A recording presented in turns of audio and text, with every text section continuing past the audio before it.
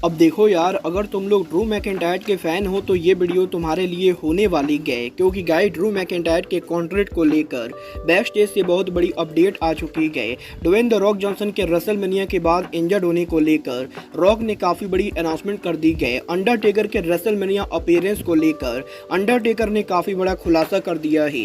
तो गाइस वहीं Becky Lynch के कॉन्ट्रैक्ट सिचुएशन को लेकर भी बेकी लिंच की तरफ से बहुत ही बड़ी अपडेट आ चुकी है। तो गाइस चलिए बिना किसी देरी के शुरू करते हैं इस वीडियो को।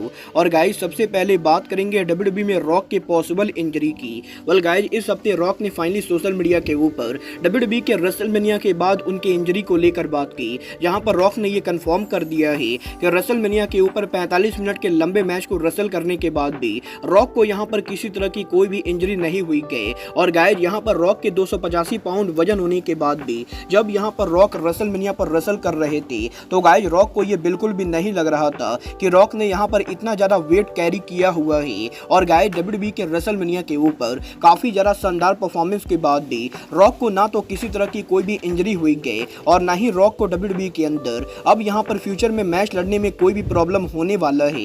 वल देखना बहुत ही दिलचस्प होने वाला है कि रेसलमेनिया के ऊपर रॉक को कोई भी इंजरी ना होने के बाद रॉक यहां पर डब्ल्यूडब्ल्यूई पर अगला मैच कब रेसल करते गए। बट गाइस जहां तक बात रही रेसलमेनिया की तो गाइस यही डब्ल्यूडब्ल्यूई के रेसलमेनिया नाइट 2 के मेन इवेंट के ऊपर द अंडरटेकर के डब्ल्यूडब्ल्यूई पर रिटर्न होकर रॉक पर अटैक करने के बाद अंडरटेकर ने फाइनली उनके रेसलमेनिया अपीयरेंस को लेकर बात की गई, जहां पर अंडरटेकर ने यह कंफर्म कर दिया है कि डब्ल्यूडब्ल्यूई कंपनी ओरिजिनली रेसलमेनिया के ऊपर अंडरटेकर का रिटर्न नहीं करवाने वाली थी। और गाइस इवन यहां पर डब्ल्यूडब्ल्यूई के रेसलमेनिया वीकेंड के शुरू होने तक अंडरटेकर को यह बात नहीं बताई गई थी कि वो यहां पर रेसलमेनिया पर आने वाले गए। और गाइस अंडरटेकर का ये कहना है कि रेसलमेनिया के शुरू होने के 3 दिन पहले ट्रिपल एच ने अंडरटेकर को कॉल करके ये पूछा कि क्या वो यहां पर रेसलमेनिया के मेन इवेंट पर इन्वॉल्व होना चाहेंगे। और गाइस यहां पर रेसलमेनिया के मात्र 3 दिन पहले अंडरटेकर के रेसलमेनिया अपीयरेंस को प्लान किया गया। और क्योंकि originally stone cold Steve Austin WrestleMania के ऊपर मेन इवेंट पर शामिल होने वाले थे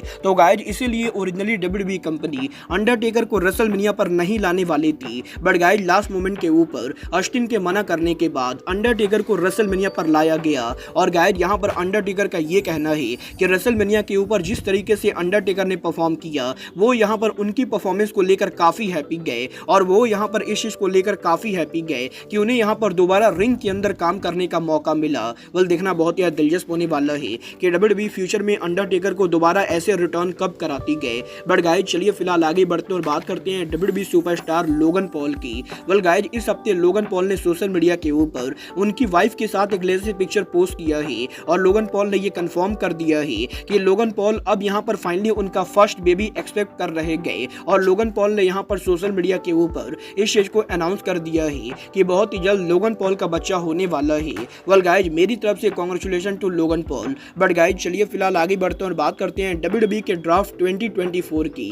वेल गाइस ये बात तो हम सभी लोगों को मालूम है, नेक्स्ट वीक डब्ल्यूडब्ल्यूई कंपनी उनका ड्राफ्ट करने वाली है। और इस ड्राफ्ट के अंदर डब्ल्यूडब्ल्यूई के मेन रोस्टर रॉ और स्मैकडाउन के साथ साथ एनएक्सटी हैवी इन्वॉल्व होने वाला है। और अब यहां पर फाइनली इस चीज को लेकर अपडेट आ रही है कि डब्ल्यूडब्ल्यूई एनएक्सटी के वो कौन कौन से रेसलर थे जो यहां पर ड्राफ्ट के अंदर हमें यहां पर मेन रोस्टर पर आते हुए दिखाई देंगे। गाइस यहां पर इस चीज को लेकर अपडेट आ रही है कि डब्ल्यूडब्ल्यूई एनएक्सटी के करंट वर्ल्ड चैंपियन इल्जा ड्रूगनॉव और डब्ल्यूडब्ल्यूई के फॉर्मर एनएक्सटी चैंपियन कार्मेलो दोनों के दोनों एनएक्सटी को छोड़कर ड्राफ्ट के अंदर मेन रोस्टर पर आने वाले गए। बट गाइस इन दोनों के अलावा डब्ल्यूडब्ल्यूई सुपरस्टार बैरन कॉर्बिन और टीटोनी डी एलेंजलो ये दोनों भी मेन रोस्टर के ऊपर मूव करने वाले गए। वेल देखना बहुत ही दिलचस्प होने वाला है कि कार्मेलो ड्रूगनॉव टोनी और कॉर्बिन जैसे रेसलर अगर यहां पर मेन रोस्टर के ऊपर मूव करते गए तो मेन रोस्टर के वो कौन कौन से रेसलर्स होते गए जो एनएक्सटी पर जाकर इनकी जगह लेते गए। वेल आपको क्या लगता है डब्ल्यूडब्ल्यूई का एनएक्सटी चैंपियन को मेन रोस्टर पर लाना डब्ल्यूडब्ल्यूई का सही डिसीजन है या नहीं?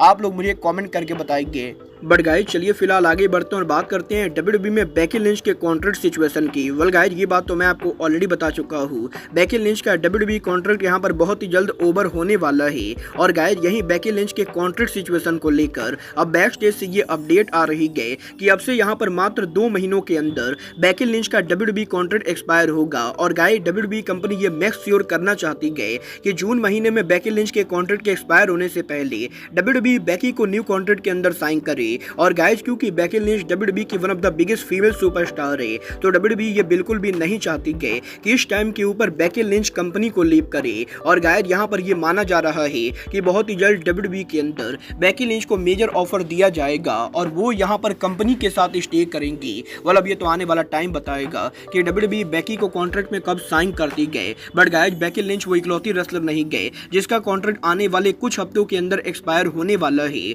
WWE के वर्ल्ड टाइटल के नंबर 1 कंटेंडर ड्रू मैकिंटायर भी WWE कंपनी के अंदर बहुत ही जल्द पॉसिबली कॉन्ट्रैक्ट ओवर होने वाला है।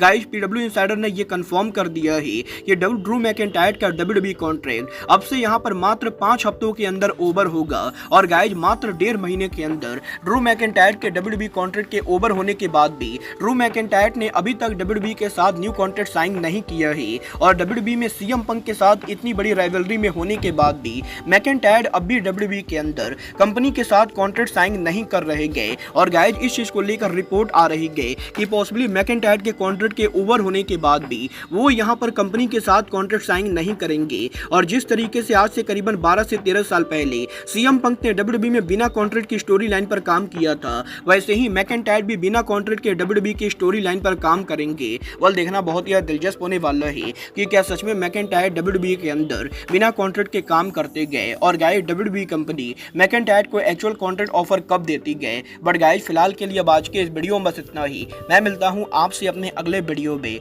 बट गाइस तब तक के लिए goodbye, good night and bang.